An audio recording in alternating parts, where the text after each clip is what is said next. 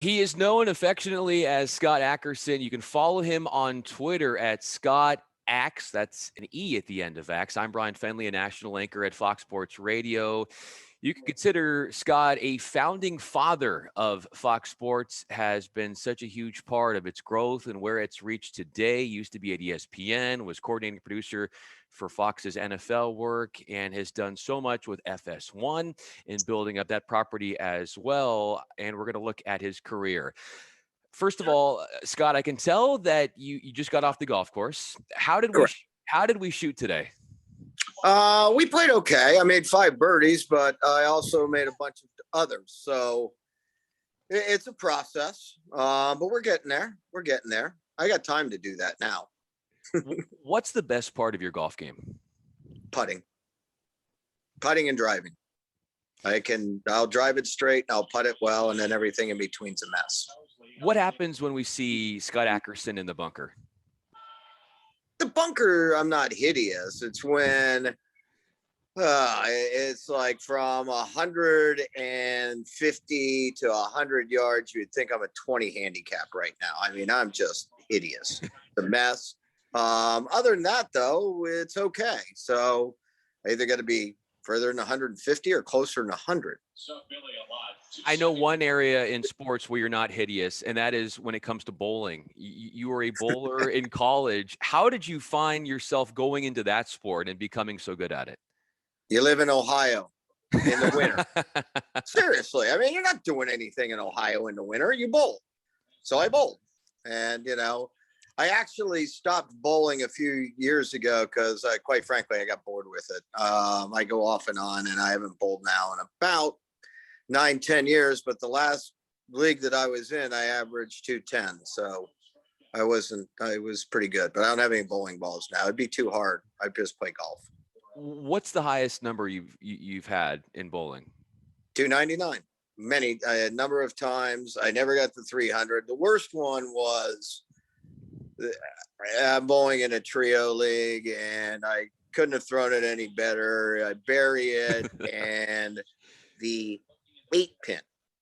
Now, if you're a right-hander, to leave the 8-pin on a strike ball is really, really bad luck. But that's when I was like, it's just not happening. It is what it is. So I never shot 300. But, I had a bunch of 290s, 280s that I can't remember. How hard are you on yourself when you can't hit that 300? Well, I was pretty hard on myself until I stopped, and then you just let it go. It's just like trying to get down to a scratch handicap. Keep trying, but right now I'm a 3. That's better than a whole lot of people. Now, you said you were bowling in Ohio. You got one of your initial starts in the business was as an intern at WBNS Radio in Columbus. If I were to meet the Scott Ackerson who was an intern at that point, what would I know about you? What signs would you tell me that one day you would have the chutzpah to become such an important piece of sports media and what it's become now? One, luck. I mean, no, seriously. I mean, I've met so many people along the way that steered me in proper direction. I mean, you bring up WBNS Radio. There was a reporter called Jim Vitek, who I learned a lot from. He would, he'd look at my stories. I mean, the best thing that happened to me was actually going to radio as opposed to television at that point. Because I was up for an internship at WBNS TV, Channel 10 back then, and thought we were going to do it, and then got a call, hey, one of the owner's relatives now has that internship, but don't panic, we'll put you over to WBNS Radio. And like I said, it couldn't have worked out better. I covered stories. I got to write stories. Whereas when you're an intern in television, you don't get to really do a whole lot. You're not writing copy. I mean, they might let you write, hey, write this tease for sports on Ohio State. I mean, it'd be something along those lines. but when you're doing internships in radio, because they had so few people and had to cover a city, it's like, hey, go out and cover Barbara Bush when she's coming into town, various other assignments and stuff. So that was really fortunate. I couldn't have been luckier to have gone into radio. And I would tell people if you have an internship, try to get something that you're actually going to do something rather than something that might look better on a resume. So that when you go in for a job, you can say, well, I've done that. I've done that. Well, I've done that. As opposed to, yeah, I got some coffee for some people. Yeah, you can only do that for so long. Scott Ackerson is with us. I'm Bryan Fenley. You can follow Scott on Twitter at ScottAx, an E at the end of Ax. I'm Bryan Fenley. I'm on Twitter at Bryan Fenley. What to this day remains the hardest obstacle you've had to overcome in your climb in what you did in the business? To be quite frank, not going to an Ivy League or Syracuse. When in 1990, now I went through local news. I started producing in local news. I was in Huntington, West Virginia, and then I got laid off about a month and a half into that project. I was just weekend producing, but fortunately, the news director was the vice president in charge of news for Gateway Communications at the time, a woman by the name of Jackie Mullen. And anyway, she said, I got a job in Altoona. It pays, $8,000 a year, producing 6 and 11. Do you want to do it? Sure. And so I was able to do that I did that for about a year, and I went down to San Antonio, and then I went to Minneapolis, and had a lot of great people along the way. Linda Levy, who I worked with up in Minneapolis, actually turned down a job at ESPN because she thought it was going to be a different job. And as a result, I took the job that she didn't want. So if she doesn't do that, I don't end up at ESPN. I don't end up at Fox Sports. I mean, so that's where, Yogi Berra said, when you come to a fork in the road, take it. I never looked at, hey, is this job good, bad? I mean, from a standpoint, I just looked at, I want to keep moving up. I want to keep producing, and I'll go wherever there's a job. I didn't say I need to stay around Ohio.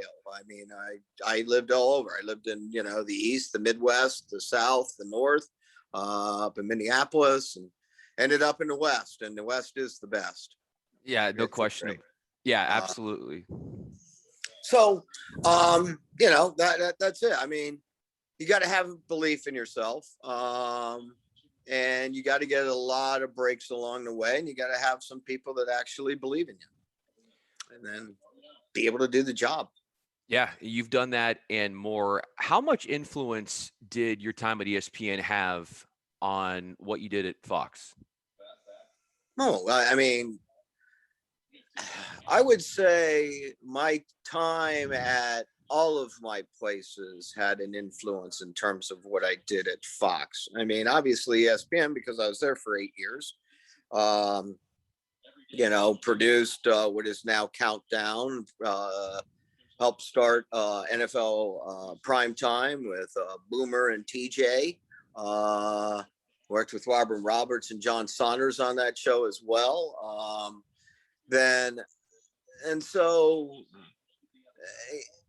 From Minneapolis, there was a guy by the name of Tom Kirby. I had really kind of two news directors. I had vice president in charge of news, which was Tom Kirby, and then a actual news director whose name was Nick Lauder.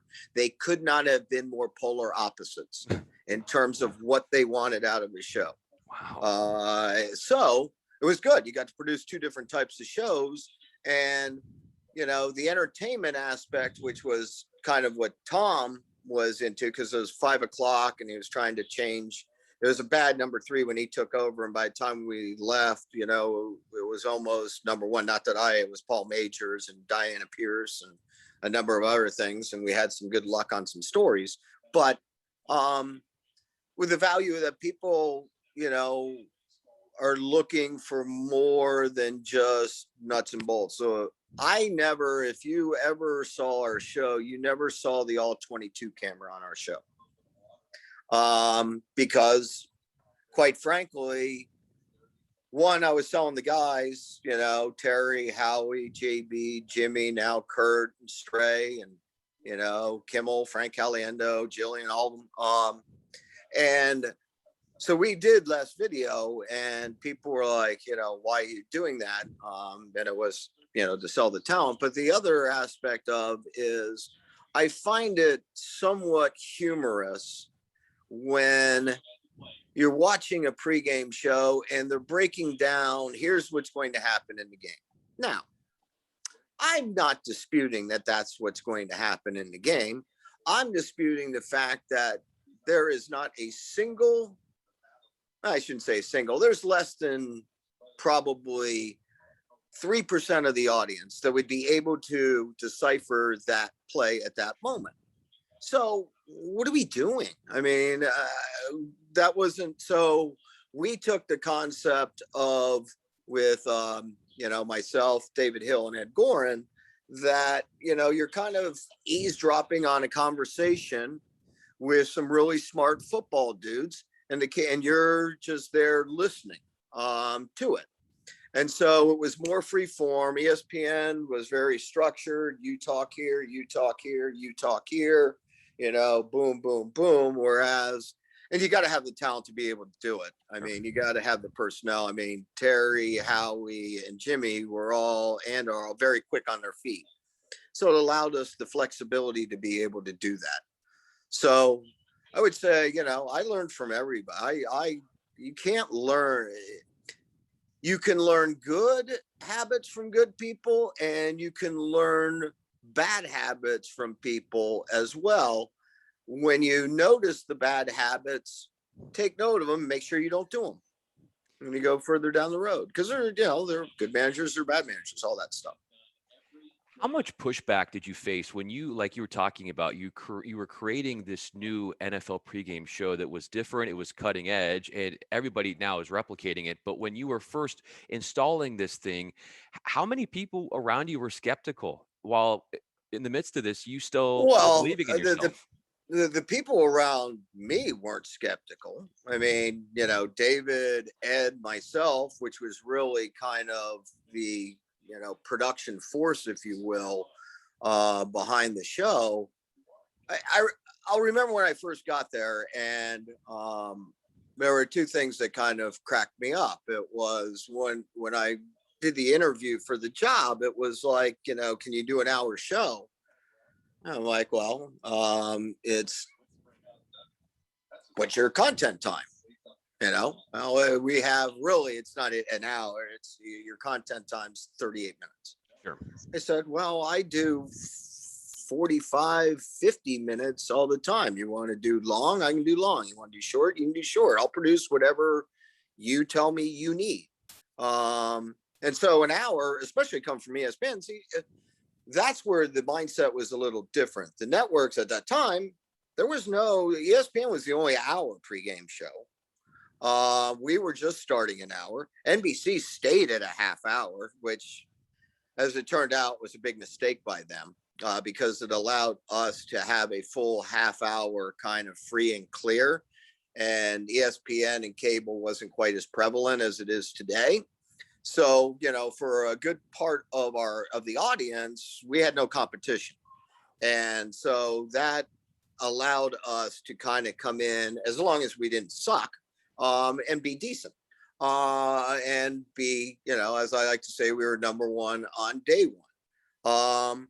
And then there was a time where we were doing a Super Bowl, and most Super Bowl pregames were 2 hours, pretty standard. We decided to do 4 hours. And, somebody said, 4 hours. Right? What are you going to put in there? Aren't you worried about the NBA on NBC? Because, Rudy Martzke was, getting fed lines from Ebersol and blah, blah, blah, blah, blah. Anyway, said no. And it'll be interesting to see the ratings when those come out. And sure enough, our pregame show outrated the NBC show, the NBC games. And that was with, back in the day with some players who were, so you never, if you have good people, you can, produce whatever you need to. And I had great people around me. The proudest fact, one of the most proudest facts that I can think about in my career is the fact that nobody ever left me for a lateral job. Wow. Nobody ever left there. They stayed, or they left to go. And I would encourage them. You can go get a better job. Go get a better job. That's what I did that. You should do that. And a lot of them did and went on successful, but nobody went to, hey, I'm a feature producer here and I'm going to go be a feature producer there. That didn't happen. How did you find James Brown? I didn't find any of the talent. A fact you didn't know. In fact, I didn't know. What happened was they had actually hired an original producer, and for one thing or another, it didn't work out. And so I got a call in mid-July. Actually, a friend of mine, Jeff Gowan, who's now down at, I guess it's Bally's, Arizona now, said, you're going to get a call tomorrow, and it's going to be from this person, and it's about the Fox job. And I said, they already have a producer. He goes, yeah, they did. So anyway, got the job, and they had already obviously hired all their talent. So here's a really cool JB story. So after they had already had their seminar by the time I got, up and running. And I would love to show you the original format because it didn't look anything like we ended up going on the first day with, which is probably, they are happy they hired me. As I told David, I wasn't the first choice, but I'm the right choice and you won't regret it. So the first time I met JB, he's like, meet me at this IHOP somewhere in Maryland. Okay, fine.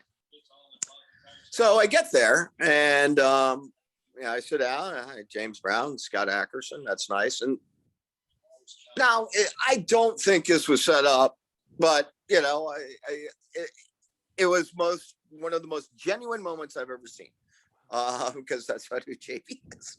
All of a sudden we're chatting and this guy comes up and he goes, excuse me, Mr. Brown. And JB goes, yes. I've been a big fan of the Redskins and I've always wanted to get down to see them in Carlisle for,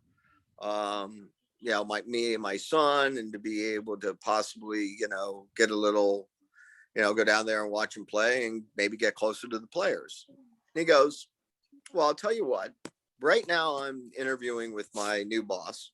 So let me finish this, but here's my cell phone number. I want you to call me in about an hour and a half. Wow. And I will talk to the Redskins and make sure you and your son are taken care of. I was blown away. That's who James Brown is on a basic level. One of the most kindest, most genuine human beings I've ever been around. And pleasure to know.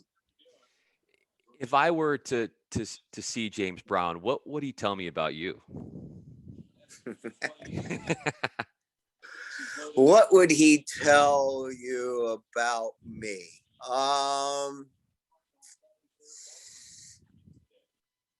That I'm generally pretty straightforward and I'm loyal and I like to have a good time. I enjoyed working, but I never had to worry about if I said something behind a talent's back because I said it to their face.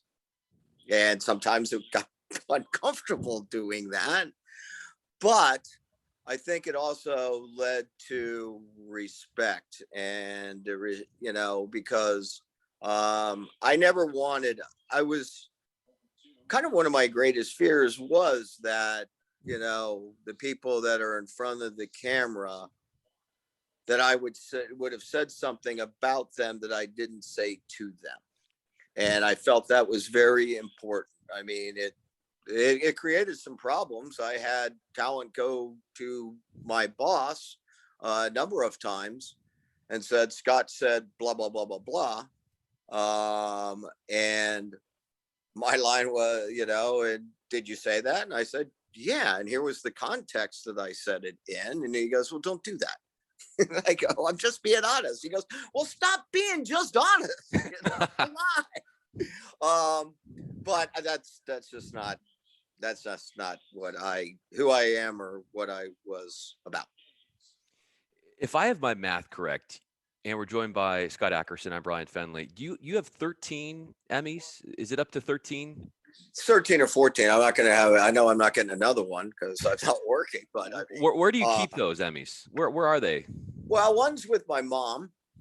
A couple others are with my cousins, or I should say, nieces and nephews. I have a couple in the living room, and then I have a couple in where I watch TV. But the ones in the living room, they wouldn't be there except they're kind of framed perfectly.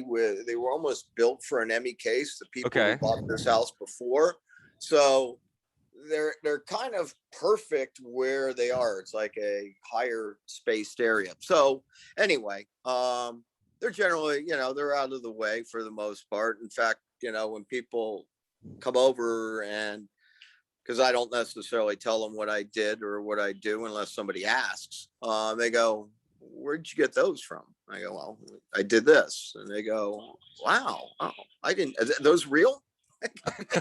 Did you get them at Party City? The first questions, are those real? And you want to say, no, I have such an ego that I paid Grand Prix just so I can say I did. But yeah, I mean, that's so, they're not on the table. Let's put it this way. Yeah. In the dining room. Well, I was hoping, Scott, that you had all 13 perfectly framed around your head during this interview, but I guess I was mistaken. What you could actually talk to some producers who would actually do that. Oh, for sure. Okay, but I'm not going to be one of them. I could bring one down and show it to you if you want, but I trust you. I totally trust you. Yeah. Okay. What's the one Emmy that you take the most pride in?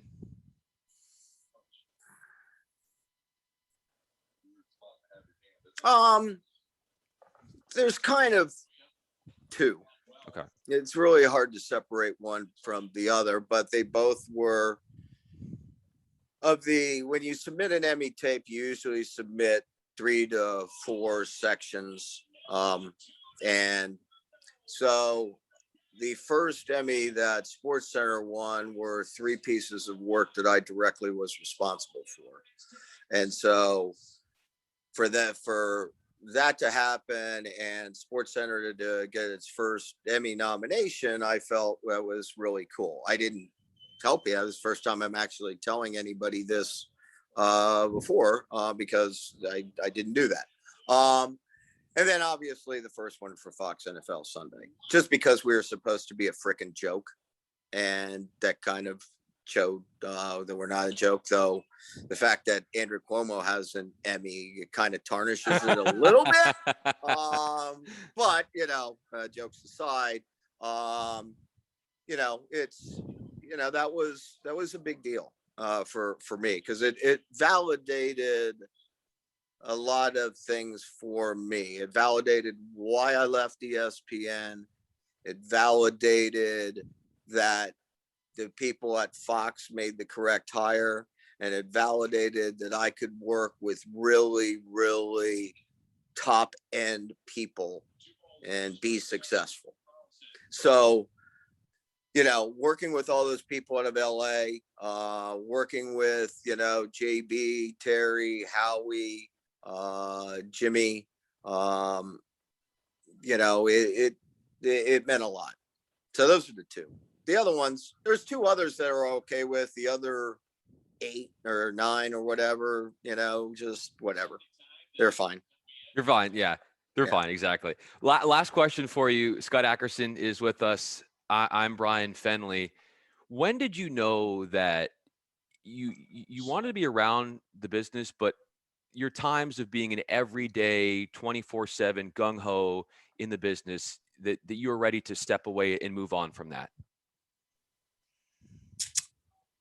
You just know it's time.